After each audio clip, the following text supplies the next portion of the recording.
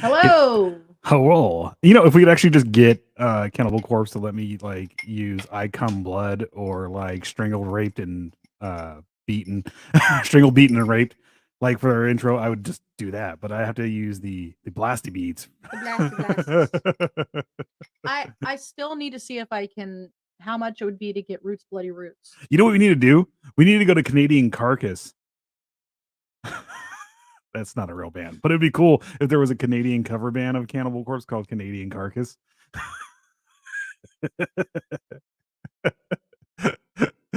There is that. What's that stoner band? Cannibal or what's it? Keith said that he'd make one for us. Keith Rainier. Wait, who's Keith Rainier again? Nexium. There you go. Oh, well, careful! Don't knock the desk over. That's cool. We didn't die. No, Keith. Yeah, no, he was. We were talking about it. I remember the riffs and everything like that. But it'd be cool. Or if we can get like Arthur Shawcross from like Tomb of the Mutilated. It's not Arthur Shawcross from there, but the thing they used from Tomb of the Mutilated, where it was what all. What are you talking about? Well, no, on Tomb of the Mutilated, they have a snippet from Arthur Shawcross where it's all, I cut her from her neck down to her anus, then I cut out the vagina and I ate it. It was like that's actually Arthur. I was like, they actually got Arthur Shawcross to do vocals on Tomb of the Mutilated. But it's actually like a news snippet from him. Hi, Zoe. Hi, Jenny. Hello, Jenny. Hey, Zoe. Suck it, Applewhite. Hi, Razzles. Suck it, Apple. Hey, East Coast Haunters, what's up? You can only say it that way, Razzles. If it's it has to be a high pitch. Suck it. Like that. Suck it. I can do that. I love how when it's fading back, you're laughing. I'm turning back. Yes, Carcass. But he's talking about a band that would be kind of like Cannibal Corpse, but they're Canadian. Yeah, like Canadian Carcass. Wouldn't it be like no? What was his name? Canadian Butt Sex. Yes. Yeah, that guy. Yeah, that dude. Canadian. Yeah, Carcass is fucking rad. Hey, Constance. Fucking the only one album of theirs I don't think I like too much was Swan Song, but the rest of their stuff is fucking amazing. I fucking love Carcass. Careful, we don't need the gods coming down on the Miano again. That was the funniest ending to a story ever. And then to find out the stuff that we God damn it found out last night, which we can't mention yet, which is fucking rad. Fooled you. Oh, it's Nat. That's hilarious. Well, she said, "Suck it." I know. That's why I was like, "Hey, Razzles, what's up?" Razzleberries.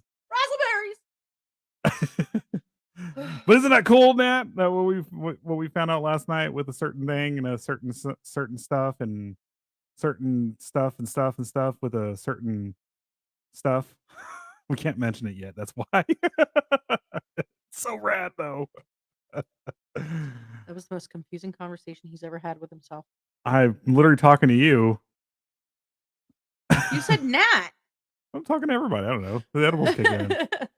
Great. And my Benadryl is going to kick in. We're going to talk about Ed Gein while high. Woo! Which we actually talked about Ed Gein, I think, about 2 years ago.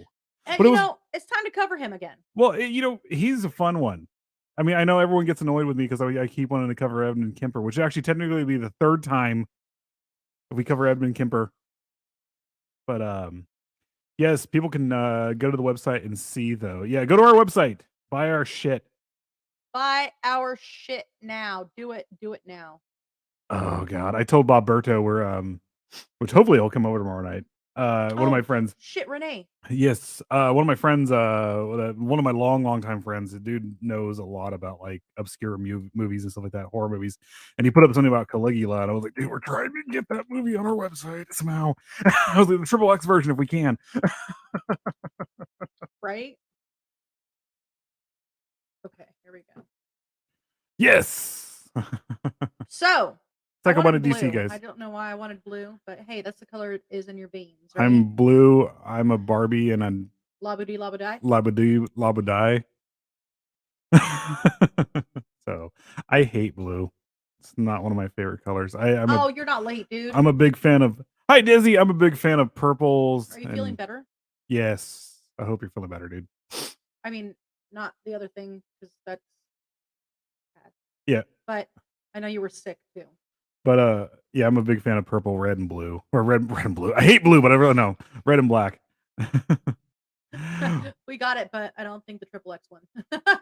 It's not if it doesn't have the orgy in it, But they love you, my but if they have only the fisting in it, then yes, that's the NC-17 one. But if it has the orgy in it, but the crazy thing is because the fisting is all not real, but it's the grossest part of it. Like I don't, worse.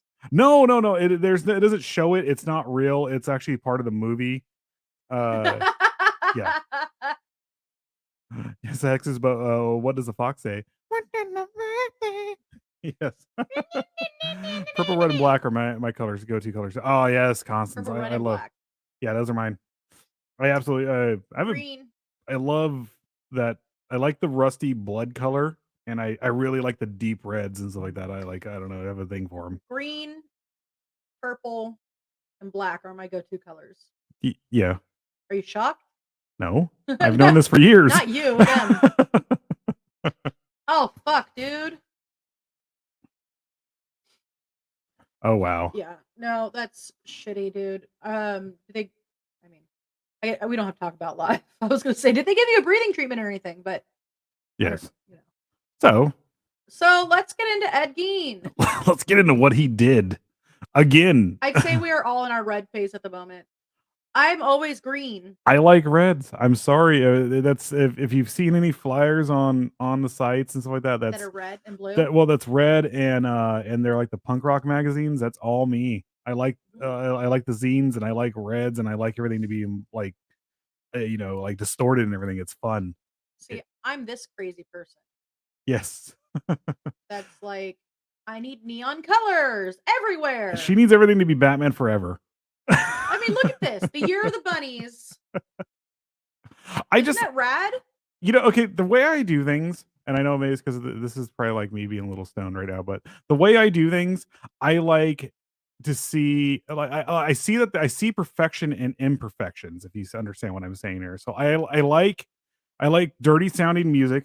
Well, then there's me who has a meltdown trying to do I paint. I literally like yeah, I was like the first time you did corpse paint around me, I was like, well, you're not supposed to be perfect with it. It's supposed to be corpse paint. I was like, this it's just supposed to be all fucked up looking. It doesn't matter. It doesn't matter if the blacks and the white the makeup like mixed together and all that stuff and comes out great. It looks fucking rad. But I like it is so how it is in life. God, I'm getting biblical here. So how it is. So in how life, it is in life, so No. be it in death. No, it's just the way it is in like real life. I like that to be portrayed into what we do, and that's one of the reasons why I love like the murder aspect of like true crime so much is because there's a lot of fucked up things out there, and I don't know, it's just And we neat to me. want to learn them all. Yes, Yes, yes.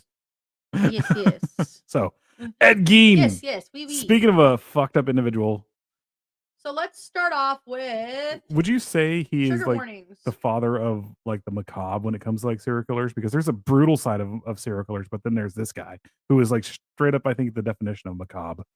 Yeah. Well, okay. So trigger warnings, explicit content. Also, under the fair use, another author may make limited use of the original author's work without asking permission.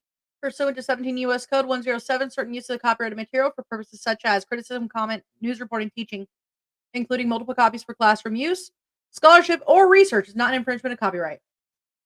Also, warning: the related content may be disturbing to some individuals. Just a little bit, just a smidge. Also, no time to explain. Get in the llama. You know what you need to do? What? We need to get like pictures of the asshole Nazis and stuff like that, like Edwin Hitler and all them, and like and superimpose, like put it into that picture and be like, no time to explain. Get in the llama. We're invading Poland. Get in the llama. We're invading Poland. Okay, Just... I'm back. That'd be great. Susan. Okay, I'm back. Yay. All right. Dizzy, if you're not feeling good tomorrow, it's okay. Okay? Just to let you know. I'll make a video or an ad for you no matter what. Guys, also head on over to scurryface.com. Oni the Demon is currently in for week 1 of round 2, and that's coming to an end soon. So go vote. Get your votes in. It's only 1 vote a day. Do not do multiple votes, or else they will not count at all. But yes, Oni the Demon is over there right now. Do it. So let's get started on this, guys. Edward Theodore Gein. Gein? Hello, Mr. Gein. Do you think if his name was Gein, do you think like he would Did he smell better? Well, I'm just saying, do you think he would turn the Gein up to 11 when he committed his murders? We are talking about nipple belts tonight. Yes, nipple belts. He had a vagina underwear that he would put his stuff through. Would you fuck me? Would you fuck me? I'd fuck you so hard. Oh. Would you fuck me? I'd fuck me hard. What?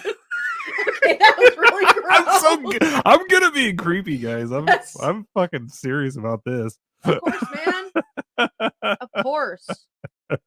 I'm like super good at this. The real Leatherface. Guys, look, if you need someone to stand outside your window and stare at you guys, I can do that. He did. Nipple belts. Yes. One of the corpses he took their vagina, the skin of it at least, and made an underwear out of it, and then put his Edmund Theodore Gein through it. Is what that's what he did. We are not showing that. I don't know why you're looking it up. Why can't I look at the nipple belt? Because we need to be reading. I am grabbing the nipple belt. He made a bra out of breast. I don't know why that's so hilarious to me. I'm sorry, it's fucked up, but it's pretty funny. He had a fucked up sense of humor that I would okay. This not. He's pretty okay. He was a pretty funny guy. You can't deny that with some of these serial killers. Some of them were actually pretty damn funny. Maybe he wasn't trying to be, but interesting. Yes.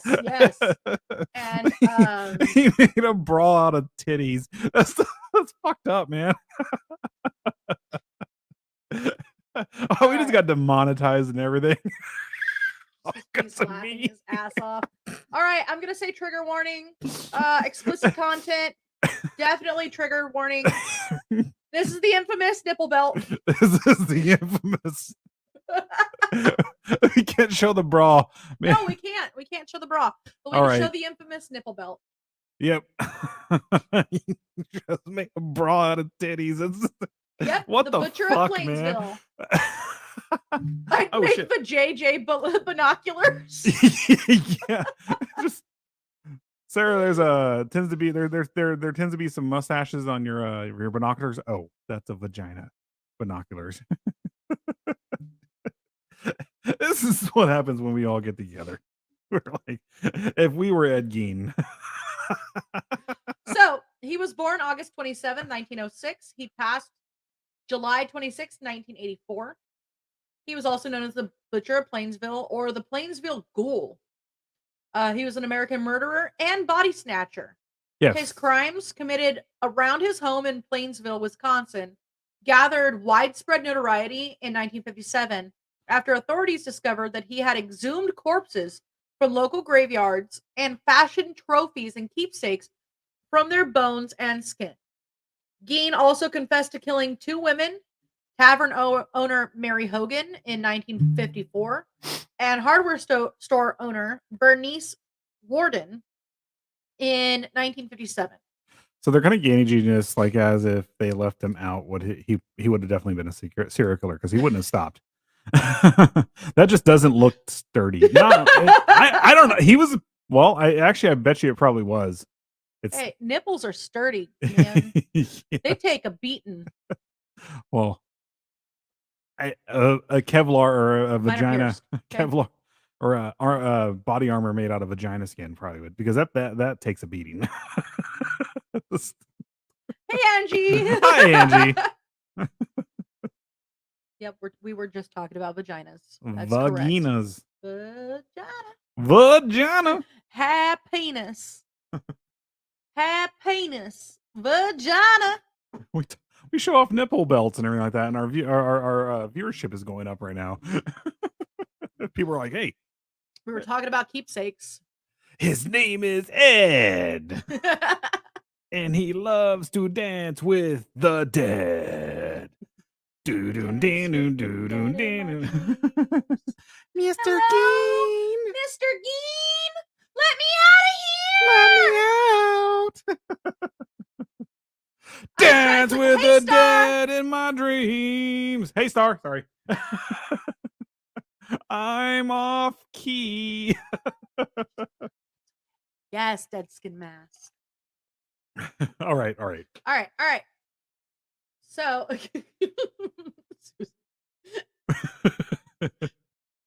fucking Slayer, dude. Fucking Slayer. And yes, I am that Slayer fan. I will scream it. I have a shirt that I got from their concert from one of the several that I went to. It was okay, so it was Thine Eyes Bleed, Children of Bodom, Lamb of God, Children of my Slayer. bottom. Yeah. Oh, I think Mastodon was there too, but I always Bleh. bleh. Boo. But I have the shirt that says fucking Slayer. Good musicians, but I'm not a big fan of Mastodon at all. They're better than me. Yeah, I I'm not, make a living and they're at it. probably great guys, but I do not like their music. There's something about it. Kind of bro-ish. No, it's stoner bro-ish is what it is, and Yeah. I'm not a big. I know we partake and stuff, but it's just a different. I don't know. If you're gonna go listen to like stoner sludgy metal, go listen to like High on Fire or something like that. They're fucking rad. Doom. Yeah, doom metal or anything like that. Doom, But doom, there's doom, something doom, about doom, doom. Mastodon isn't that's just like They're not doomy enough. yeah, they're like Slayer loved touring with them. I like my pop music like Metallica and stuff like that because it's my favorite band. But I hear they're turds. but I mean Metallica would be like my pop metal, happy metal that I go to. Me too. But whereas like Mastodon, they just don't. They need to be darker and eviler, and if they do that, then they're gonna sound a million times better. At least to me. I saw right after Dime died, we went to go see it was Slayer, and I want to say Killswitch was opening for them. And I heard my one song that I liked and walked out and grabbed a beer, and then came back for Slayer. But there was a band that was just outside. Like they weren't even in the venue. They weren't getting paid, I don't think. They just kind of were there playing. And they did fucking Hostile and Primal Concrete Sledge. And they were better than Mastodon. I'm sorry. They were amazing. Mastodon's they're also probably a way better band now than what they were back then. But yeah. I can't get into their music. It's just I don't know something about it. I'm not a big fan of it. I mean, shit, that was right after Dime died, so yeah, like within the week actually. You got lucky. You got to see Slayer when they were Raining Blood while playing Rain in Blood. Yes. I saw them the tour right before that, and they didn't do that. But I saw them the tour before that too, and they weren't. Yeah. Down, Super Joint Ritual. Yeah, band fucking Tara. She heard it. She's the only one who heard it. What? Because I was I'm gonna sing the Doom song, doom doom doom doom doom, while you were talking. All right. She's like, girl, Peggy. Kenny Loggins. I'm actually right there. I'm not kidding. That I fucking love Kenny Loggins. That would be fucking rad. Kenny Loggins is just Hi, Hellblazer, by the way. Yes, hello.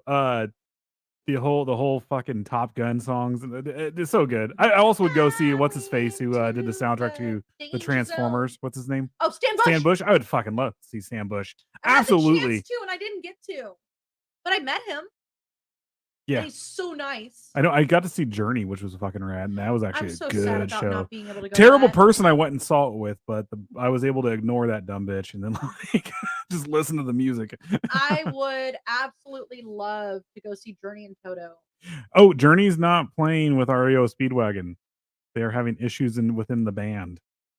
You mean with Toto? No, REO Speedwagon. Oh, Africa. Toto is playing with REO Speedwagon now, not the other way around. Journey's not coming. What? Yep. Which is next month. It's this month. It's this month. April. Oh well. April 22nd. I'd go see him. But anyway, I'd go see REO Speedwagon. I think we scrolled enough. Oh, fuck yeah. Ted Nugent. Nugent would be awesome to go see. I am not a Kiss fan I like Kiss. at all. I like Kiss. So Mm-mm. Not a Kiss fan. I actually God like of Thunder Gene is Simmons. God of Thunder is a good song, and I do. They're great businessmen. I'm just not a fan God of the music. Thunder Yeah. And rock and roll. It's such a good song, though. It is. You got something about you. Oh, and Detroit Rock City. Actually, their movie, even Detroit Rock City, the movie was fucking rad. I fucking love it. But I'm just not a big Kiss fan. Kiss in a tiny way. A little bit. I can respect them. I love that. There you go. So one more story that I could squirrel off on for just a second. Everyone talking about Uncle Ted.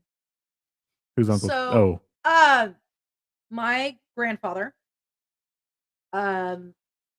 was at the Long Beach Grand Prix, and one of his clients, Grand Prix.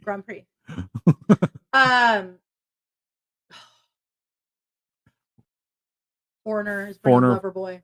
Huh? Foreigner's playing with Loverboy. That'd be rad. So my grandpa was at the Long Beach Grand Prix, and he had a client that he was meeting there. That sounded like he was a hooker, but whatever. Yeah, you sometimes you just need a client to meet, And he gets there, and the client shakes his hand, and he goes, "It's very nice to meet you." And the guy looks at him and goes, "You have no clue who I am, do you?" And my grandpa goes, "Should I?" It's a fucking nude, man. And that's when Ted Nugent said, "Cool, we're gonna work together." He's all, I'm the reason why you get laid. Right there. I'm the music being played in the background. I know because Ted Nugent's rad. But yeah, so then they had a meetup to go to lunch, and my mother was supposed to go. And she threw a temper tantrum. Mind you, she was in high school at the time. She threw a temper tantrum because she didn't want to go meet more clients, blah, blah, blah, blah.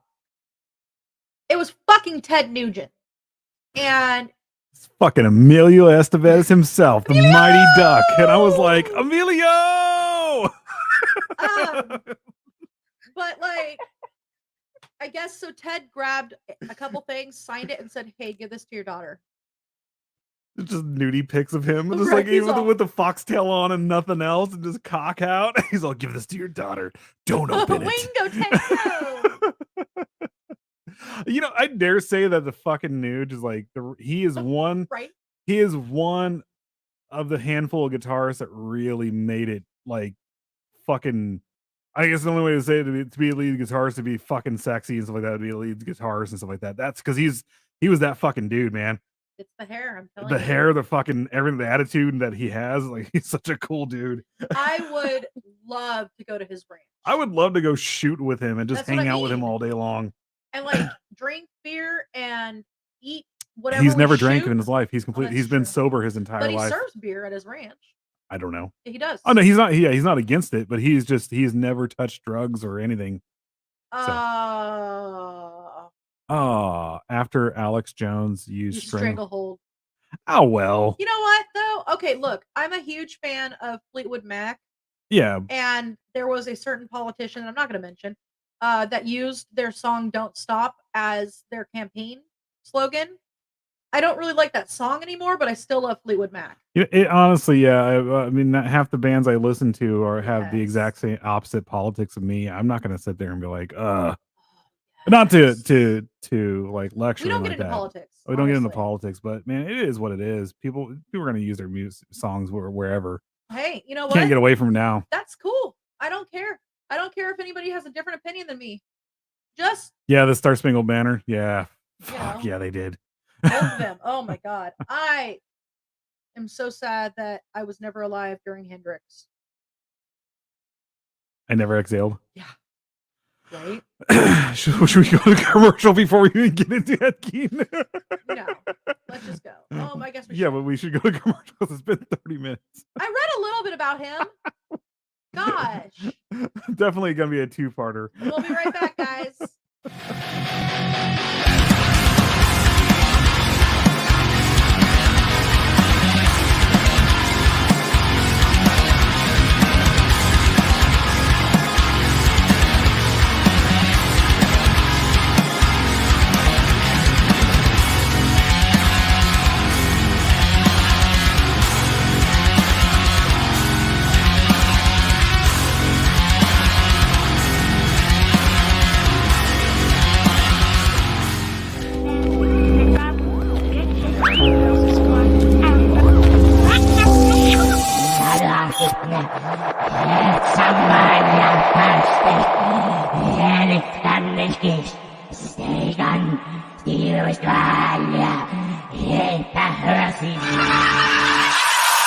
Yeah.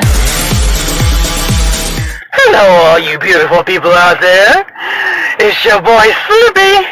And when I'm not guzzling down gallons and gallons of amazing ice cream, yes, oh, I love ice cream. Oh, hang on. I'm watching PBDC TV. Now, back to the show, all you beautiful people. And remember, stay nasty. Where's the one where he goes, mwah? Mark's got that one. I love that one. Yeah, I think he's got that one. Which So- actually, yeah, well, I think we could probably get it from him. I have it. Oh. I mean, it's just not in the ad, but I have I it know separately. on Spooky Tales he plays it, and it's funny. It's funnier than the one we got. I don't know why I love it. Mwah! So I'm gonna have to play another ad at some point because I totally played the wrong one. But that was supposed to be the second one. All right, so Gein was found unfit to stand trial and confined to a mental health facility. And by 1968, he was judged competent to stand trial. He was found guilty of the murder of Warden, but was found legally insane and was remanded to a psychiatric institution. Excuse me. He died in Mendota Mental Institute from respiratory failure resulting from lung cancer on July 26, 1984. He was 77 when he passed. He was buried next to his family in the Plainfield Cemetery. He's a now unmarked grave, but it was not when he was buried. no, they completely people vandalized it and everything like that. And you know the thing with Ed Gein, like he did terrible things, but he was fucking nuts, mentally legitimately ill. nuts, and like it's one of those things where I can't fault him for this. Okay, so this is definitely a different part of the conversation. Got to separate the art from the artist sometimes. Yep. Not part of the Gein conversation, by the way. That was when we're talking about different music and people utilizing. Yeah. It. Don't get me wrong. Like I said, I love Fleetwood Mac, but I don't like listening to "Don't Stop Now." You know, yeah, that's another thing too. And if you feel that you don't want to listen to it, whatever, that's cool, man. Like you guys, that if you don't want to listen to a specific thing, then that's your right and everything like that, right? So Of course. This is America, right? Mercia. This is Mercia. Here in Mercia, we promote separating the artist from the art. Oh, that reminds me. When we're done here, I got to show you the new Metallica song. I heard it yesterday, and I forgot to show it to you. It's so good, so good. Well, he died in '84, and he wasn't in the prison. He wasn't in prison. He was in a mental ward the entire time. Yeah. That was another thing with too. When they took him in, he was like a model patient. Like he thrived in the mental ward because they actually took care of him, actually tried to work through his problems and stuff like that, properly medicate him. And Ed Gein started thriving in there. This all came from his mother. We're going to get into it with his childhood. And his mother was very, very bad, very overbearing. So, and then like he like loved his mother, and when she died, it really fucked with him bad, like real bad. Oh, she has part of my name. Oh, what's her name? Augusta. Your name's. Wilhelmine. Oh, you're right. You're right. She was a Um, very strong lady of the earth. Hey, whatever. Broad shoulders. Hey, I get a strong name. I don't care. Markings from her tribe. I have a strong fucking name. Yes, Mercia. I'm just a black metal panda. I just want to eat all day long and listen to music and be cuddly. I'm kind of a hippie. I don't want to talk to you right now. You know I am. Shut up. Oh, I think you said me. I Hold said on. I'm kind of hippie. Oh yeah, you're definitely a hippie. Hippies are hot, but I mean, We smell sometimes. I'm not gonna lie. fuck patchouli. God damn it! Don't ever. Ugh. I love patchouli. Such a gross smell. No. Gross patchouli is bad, but like It's all bad. the There is no. earthy, amazing. There is no such thing as good patchouli. It's just Mercia, gross fuck patchouli. yeah. Hey, Oh, well, America. But see, that's how it was trying to go, was America, but it turned into Mercia, and now it's all Mercia. it turned Everything's into for Mercia. hashtag Tony Anus. And her squirrels. My youngest is a dirty hippie. With squirrels. She knows what I'm saying. She knows exactly what I'm saying. I'm just laughing right now. The image has got in my head. So, Gein was born in La Crosse, Wisconsin. Damn dirty hippies. Okay. Is anyone shocked that I'm kind of a hippie? Look at me. On August, so Gein was born in La Crosse, Wisconsin on August 27th, 1906, the second of two boys of George Philip Gein and Augusta Wilhelmine Gein. Maiden name was Lerke. Hey, Lurky. Don't worry, Peter. Yes, she has squirrels. Don't be It's- sad, Peter. Don't be sad, Peter. It's what they just call the it, lurky spoopel. lurky. That's what they call it, spoopel. And the spooples. So Gein had an older brother, Henry George Gein, who was born in 1901. Augusta was fervently religious and nominally Lutheran. She preached to her sons about the innate immorality of the world and the evil of drinking, and her belief that all women, apart from herself, of course, were naturally promiscuous and instruments of the devil. She reserved time every afternoon to read to them from the Bible, usually selecting verses from the Old Testament and the book of Revelation concerning death, murder, and divine retribution. She hated her husband, who was an alcoholic and unable to keep a job. He had worked at various times as a carpenter, a tanner, an insurance salesman, but nothing really stuck because he was a raging alcoholic. During his time, Wouldn't you be if you were married to her? Yeah. I mean, look, I was a fucking raging alcoholic for 16 years because of someone. True. So during his time in La Crosse, George owned a local grocery shop, but he soon sold the business and left the city with his family to live in isolation on a 155-acre farm in the town of Plainfield, Wisconsin, which became the Gein family permanent residence. Augusta took advantage of the farm's isolation by turning away outsiders who could have influenced her sons. Gein left the farm only to attend school. Outside of school, he spent most of his time doing chores on the farm. Gein was shy, and classmates and teachers remembered him as having strange mannerisms, such as seemingly random laughter, as if he were laughing at his own personal jokes that he would tell himself in his head. I laugh at my own personal jokes that I tell myself in my head. I really do that. I know you do. I just start It's giggling. okay. He does. It's funny. To make matters worse, Augusta punished him whenever he tried to make friends. Despite his poor social development, Gein did fairly well in school, and particularly in reading. Particularly in reading anatomy books. All hail the soft, silky ones. Satin. Women are the devil. Bob Boucher. Vicky I Valentine saw her is my boobies, girlfriend, and she's of your boobies, and I like I them. like her, and she likes me too, and she showed me her boobies, and I like them too. The best part is when he's taking the test, then she's all, Bobby, you want me to kill them? So no. Oh Mama god. don't have to know everything. What mama don't knows. That's what it was. What won't mama hurt don't. it. No. Won't hurt it. Fucking what was his name again? What was this? What was the singer? Roy Roy Orbison on his ass. Still like when he's standing there with the phone and it's unplugged. He's all, I hate him. I hate him. I hate him. I hate him. No, Grandma, I didn't get the part. just wearing high heels and stamping on the floor. All right. So, deaths in the immediate family. On April 1st, 1940, Ed Gein's father, George, died from heart failure caused from his alcoholism at the age of 66. Henry and Ed began doing odd jobs around town to help cover living expenses. The brothers were generally considered reliable and honest by residents of the community.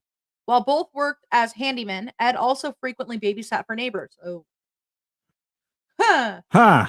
He enjoyed babysitting. No, he was actually really good with kids. And he The best He part, seemed to relate more to the children than adults. he was not a pedophile, nor No, would he do not any at of that stuff. He all. actually was really good with kids. No, he was.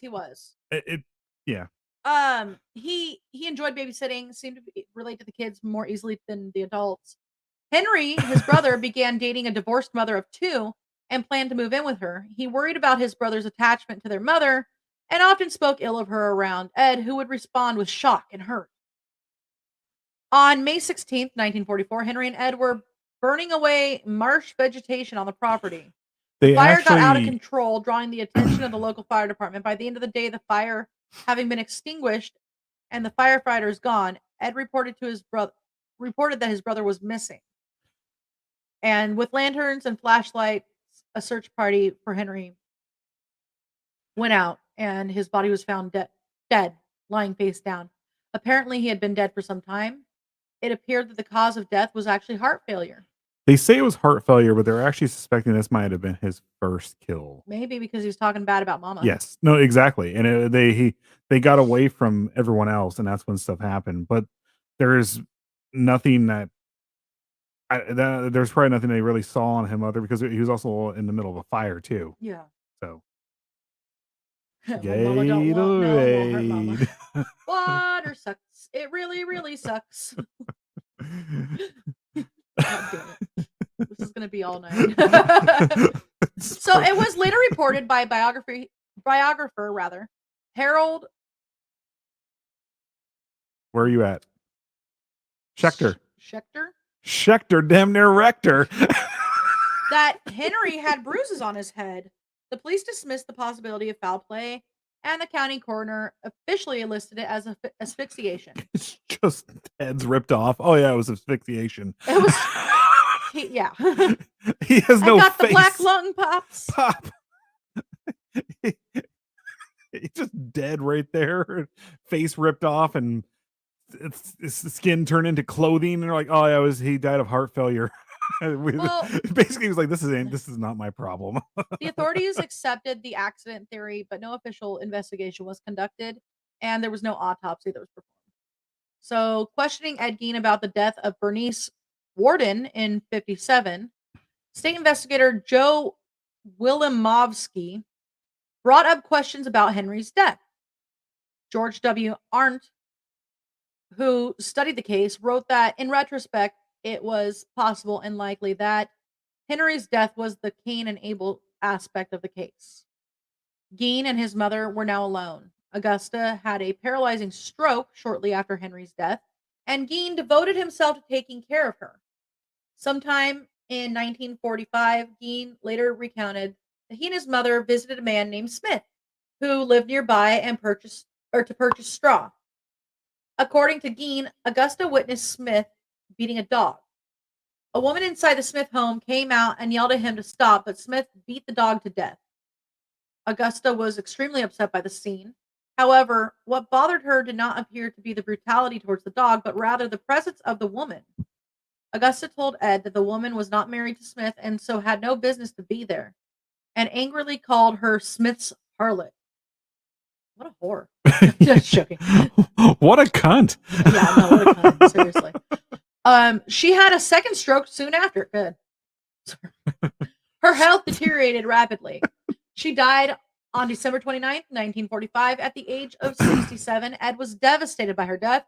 In the words of author Harold, whatever the fuck his last name is, Schechter, he had lost his only friend and one true love. Creepy. And he was absolutely alone in the world. He's free to masturbate now. Yay! He's just all over the house. My brain's going to Bates Hotel. he's just jacking it down in the warm California sun now. Jacking it. Whacking it, whacking it, whacking and whack. Jacking it, and jack. All right, let's get into his work. So fucked up. I mean, there's like we're talking about some messed up stuff here. We're just talking about him jacking off as soon as his mom dies. So Gein held on to the farm and earned money from odd jobs. He boarded up rooms used by his mother, including the upstairs, downstairs parlor, and living room, leaving them untouched while the rest of the house became increasingly squalid.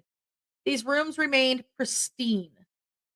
Ed lived thereafter in a small room next to the kitchen. Around this time, he became interested in reading pulp magazine and adventure stories, particularly those involving cannibals or Nazi atrocities. Specifically, how do you say that? Oh, Ilsa. Ilsa Koch. Ilsa Koch. Yeah. Ilsa Koch. She was a German war criminal who committed atrocities while her husband, Karl Otto Koch, was commandant at Buchenwald. Oh, commandant. Yeah, commandant. I know. I read it. I was gonna say commander, and then I saw the rest of the word. So at Buchenwald, though Ilsa Koch had no official position in the Nazi state, she became one of the most infamous Nazi figures at the war's end for allegations against her. We can go into her at another time. Yeah. In fact, while we're doing that, I'm going to write that down. You want to talk? I'm talking. Talking. Talk. I don't really have anything to talk about right now. I can't think of Since anything. when? I don't know. Ilsa Koch. Be better if it was cock. It basically is. But okay, so William, okay. When we're sitting there going whacking it, whack.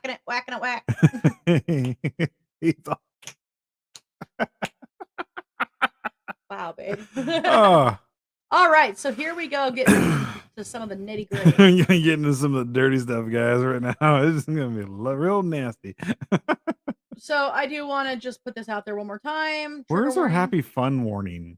I don't know where it went. I gotta go find And you that. deleted everything on the computer, so Yeah, I did that. He sure did. It's okay. It happens. So yeah.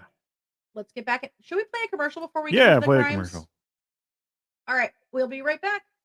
You are found guilty of witchcraft. You are found guilty. You are found guilty. Witchcraft. You are found guilty.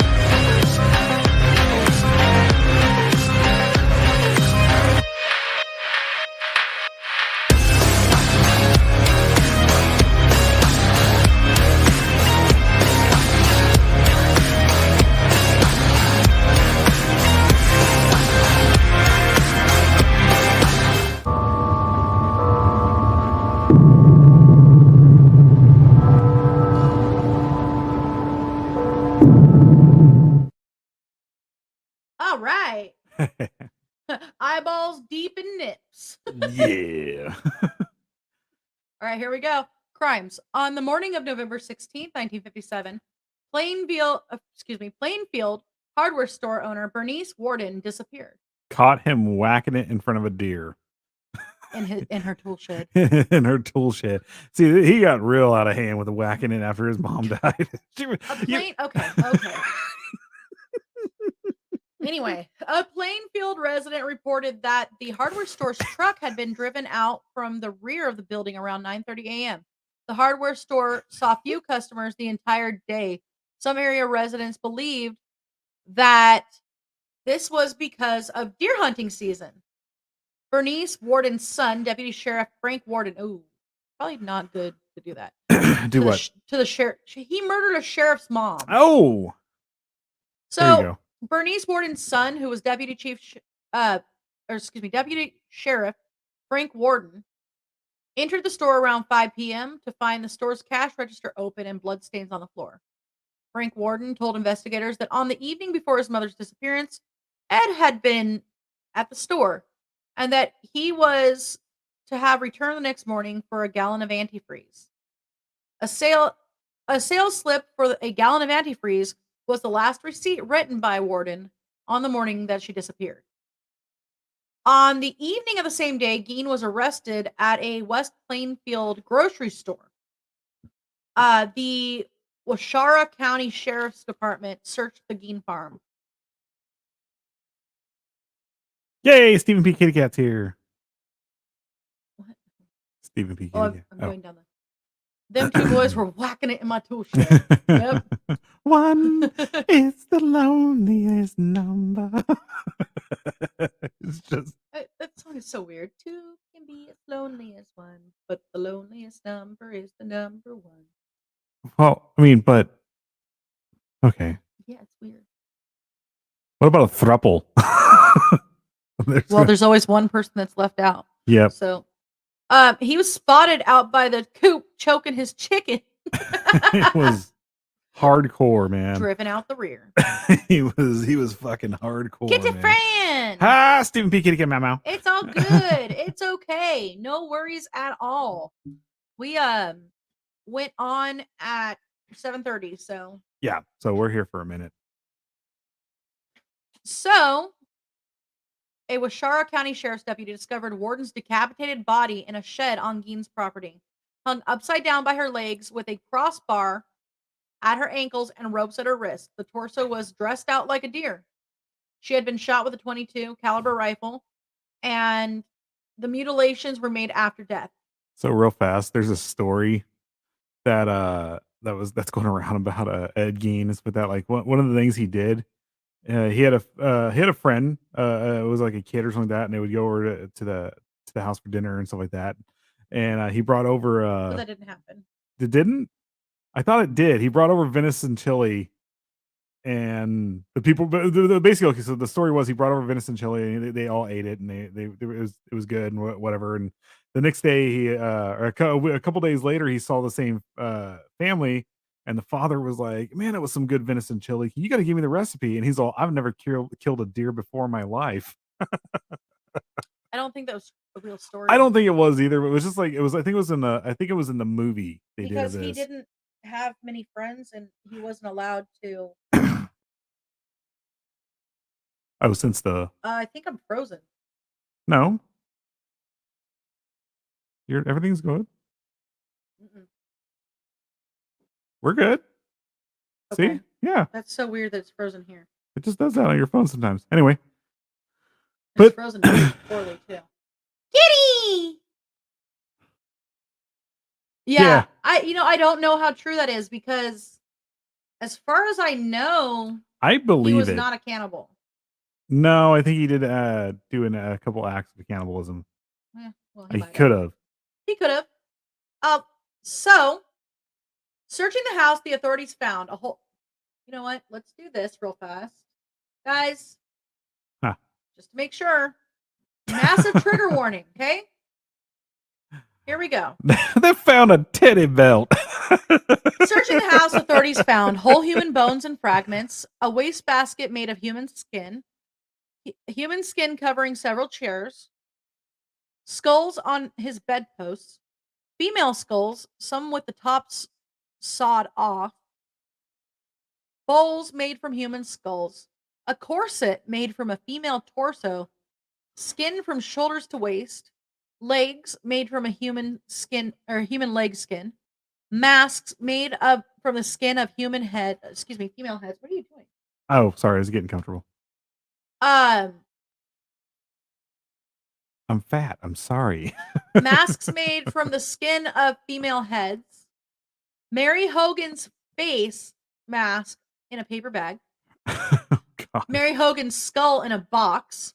Bernice Warden's entire head in a burlap sack.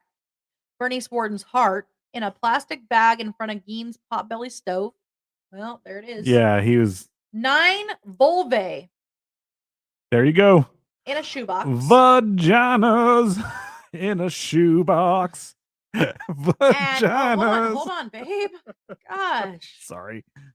A young girl's dress and the vulvas of 2 females judged to have been about 15 years old. A belt made from female human nipples, 4 noses, a pair of lips on a window shade drawstring, a What- lampshade I made have from questions. skin from a human face, Which lip? and fingernails from female fingers. So he didn't kill any of these people. What he was doing, he was going and grave robbing Well, over a period of time. I'm sorry, he killed 2 of the people. they think 7, Okay. but Okay. confirmed 2. But yeah, they and this is all pretty much people he just dug up. Got it like a deer. Damn. Yep. Oh my god, how many did he kill? Or were these corpses? They were predominantly corpses. He desecrated A lot of graves. A lot of bodies. hold on a second. So it's under that. Give me a sec. So he desecrated 9 corpses obtained from the graves, or he mutilated them and desecrated 9 graves. Yep. So these artifacts were photographed at the state crime laboratory and then decently disposed of. Yeah, decently disposed of. Yeah, right? well, yeah. Or this could also be someone's rendition of it, you know. Nipples! Nepos. A gaggle of vulva. A gaggle of vulvae. No, I think the more proper term is a cackling of vulvaes. What's A what's in the box? A cackling of vulvaes. The plural of vulva. Yep, vulvae. Why would you add an S at the end of vulvae? What? Why would you pluralize that? Sashimi. I think I'm having a panic attacks. A gaggle of vulvas. Shit, he makes Leatherface look like an altar boy. Leatherface was based off of him. Definitely. So, when questioned, Gein told investigators that between 1947 and 1952, he made as many as 40 nocturnal visits to 3 local graveyards to exhume recently buried bodies while he was in a daze-like state. On about 30 of those visits, he said that he came out of the daze while in the cemetery, left the grave in good order, and returned home empty-handed. On the other occasions, he dug up the graves of recently buried middle-aged women he thought resembled his mother. Excuse me. And took the bodies home, where he tanned their skins to make his paraphernalia. Gein admitted to stealing from 9 graves from local cemeteries and led investigators to their locations. Alan Wilimovsky of the State Crime Laboratory participated in opening 3 test graves identified by Gein. The caskets were inside wooden boxes. The top boards ran across, not lengthwise. The tops of the boxes were about 2 feet below the surface in sandy soil. Gein had robbed the graves soon after the funerals while the graves were not completed. The test graves were exhumed because authorities were uncertain as to whether the slight Gein was capable of single-handedly digging up a grave during a single event. They were found as Gein described. 2 of the exhumed graves were empty. 1 had a crowbar in place of the body. 1 casket was empty. 1 casket Gein had failed to open when he lost his pry bar. And most of the body was gone from the grave. Yet Gein had returned rings and some body parts. Thus, Gein's confession was largely corroborated. Soon after his mother's death, Gein began to create a woman's suit so that he could become his mother, to literally crawl into her skin. Gein denied having sex with the bodies he exhumed, explaining they smell too bad. You're sticking your wiener through a vagina, man. During state In your crime vagina panties. During state crime laboratory interrogation, Gein also admitted to shooting Mary Hogan, a tavern owner missing since 1954, whose head was found in his house, but he later denied memory of the details of her death. A 16-year-old girl whose parents were friends of Gein, who attended ball games and movies with him. Oh, excuse me. Not a girl, a boy, 16-year-old boy, whose parents were friends of Gein, who attended ball games and movies with him, reported that Gein kept shrunken heads in his house, which Gein had actually described as relics from the Philippines, but sent by a cousin who had served on the islands during World War II. Upon investigation by the police, they were determined to be human facial skin, carefully peeled from the corpses, and used by Gein as masks. Gein was also considered a suspect in several other unsolved cases in Wisconsin, including the 1953 disappearance of Evelyn Hartley, who was a lacrosse babysitter. During questioning, Washara County Sheriff Art Schlee reportedly assaulted Gein by banging his head and face into a brick wall. As a result, Gein's initial confession was ruled inadmissible. Schlee died of heart failure at the age of 43 in 1968 before Gein's trial started. Many who knew Schlee said he was traumatized by the horror of Gein's crimes, and this, along with the fear of having to testify, especially about assaulting Gein, caused his death. One of his friends said he was a victim of Ed Gein as surely as he had butchered him. What? He was a victim of Ed Gein as surely as if he had butchered him. No, I'm sorry. Yeah. No, that's dumb. Look, this guy put a lot of stress on himself. Yes, he was probably traumatized by what he had seen there. But you can't say he was a victim of Gein in that same manner. So, yeah, no. Maybe I should play the last commercial. Yeah. Okay, guys, if you gotta pee, this is your last commercial. Okay. The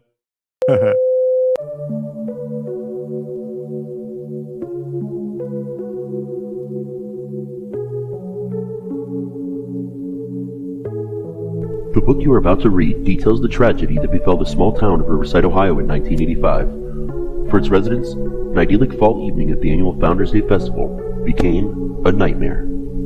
After the accidental death of a local woman, Riker Jenkins was forced to enter a world of death and all-consuming madness. What followed led to the discovery of perhaps the most bizarre series of events in Ohio history.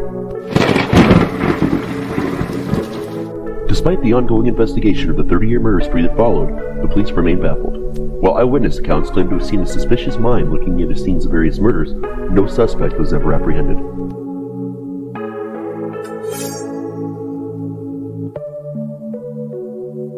On the anniversary of her mother's death, Samantha Boone will be forced to face an otherworldly evil with the help of her closest friends and local police chief, John Romero. Together, they will work to uncover the truth as they learn that death isn't black and white. Can Riker Jenkins escape the evil that has consumed him? Or will he remain trapped in the invisible box of eternity? When no one can hear you scream, silence is crimson.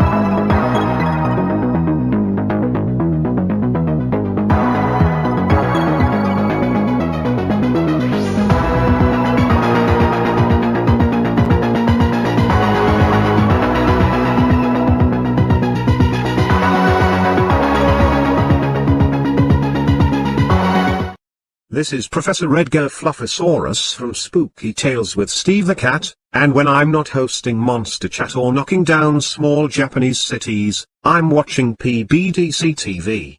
Now back to the show. All right. Hey, Hey, Raz, what's up, Razzles! man?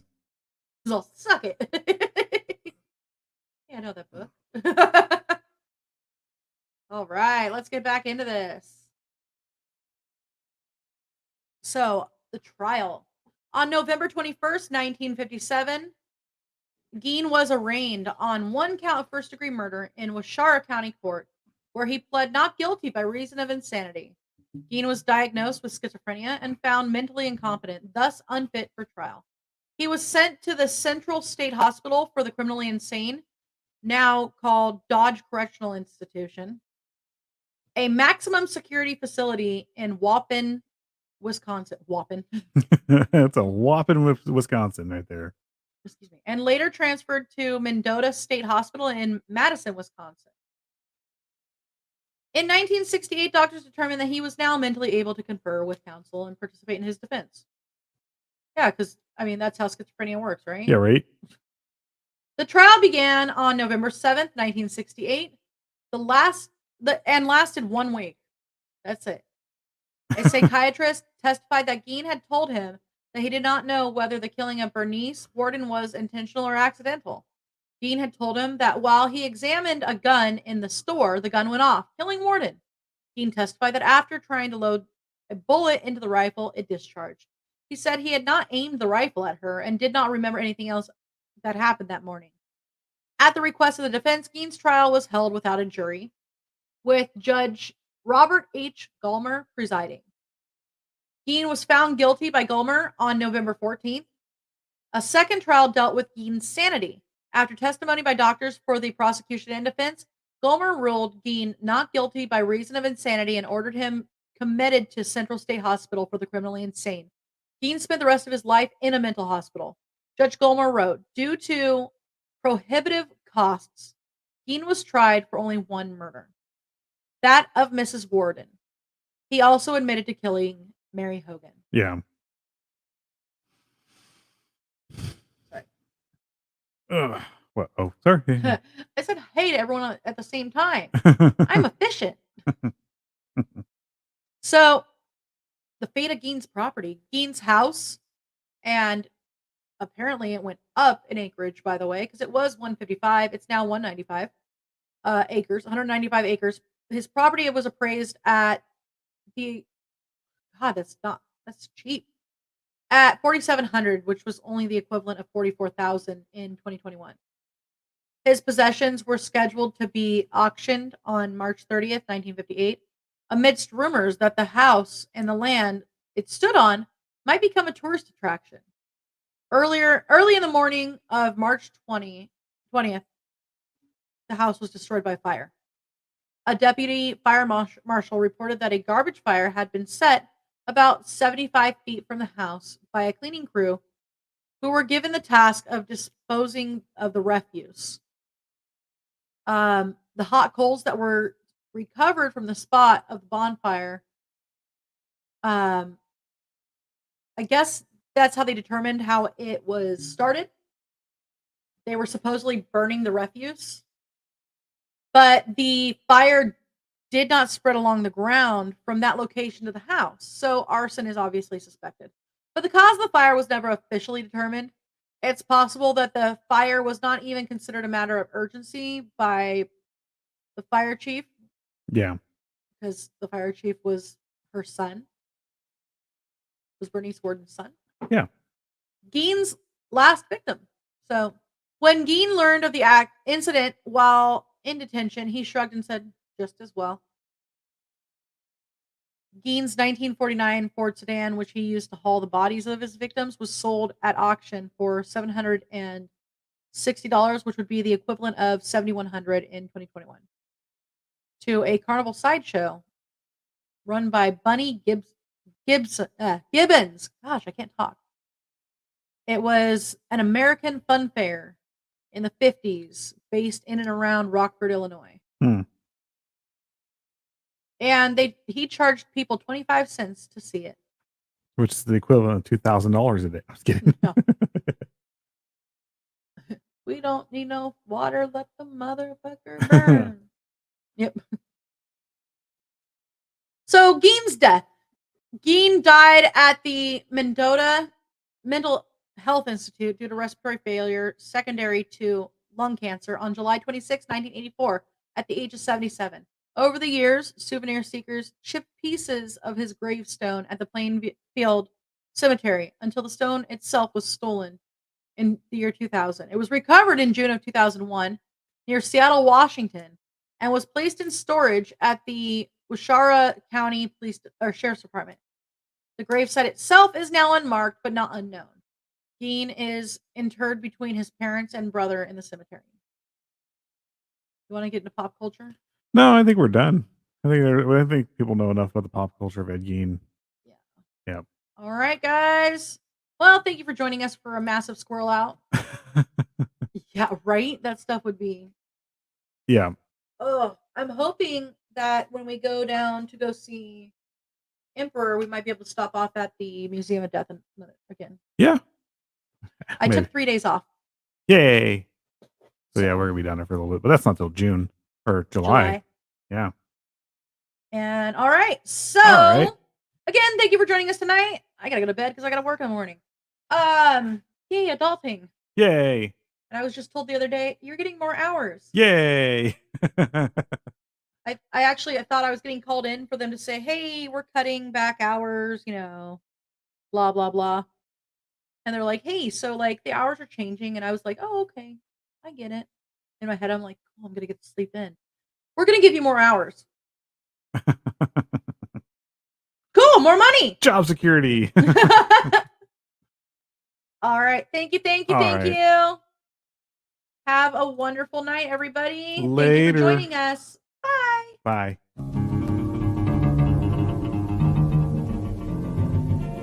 I don't set the world on fire.